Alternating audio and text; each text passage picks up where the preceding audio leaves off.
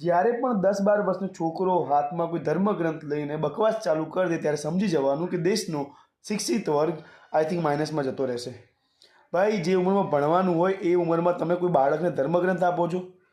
એ ઉંમરમાં બાળકને શીખવાડો કે how the country runs, what is the Jio politics, આ વર્લ્ડ કેવી રીતે ચાલે છે, મનુષ્યને ટેકલ કેવી રીતે કરવા, સામો વળતો જવાબ કેવી રીતે આપો જો તમે સાચા હોય તો.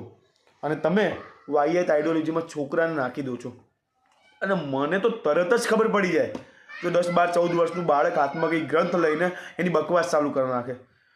ભાઈ, તું હજી બાળક છું, તારે બહુ બધું ઉંમર બાકી છે હજી એ બધું પકડવા માટે જે રિયલમાં સમજવા જેવું છે.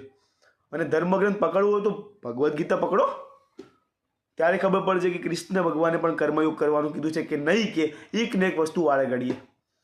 બાકી આ ભાગવત સપ્તાહ હોય તો પથ્થર ખાંડી જ કાઢી છે આપણા દેશની. એને નથી કંઈ આપ્યું આપણને.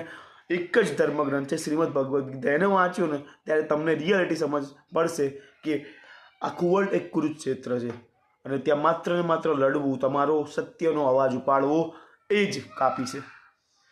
બાકી આ ચાઇલ્ડ ઇન્ફ્લુઅન્સર નામની વસ્તુ આ દુનિયામાં હોવી જ ના જોઈએ. એમ આઈ રાઈટ ઓર નોટ?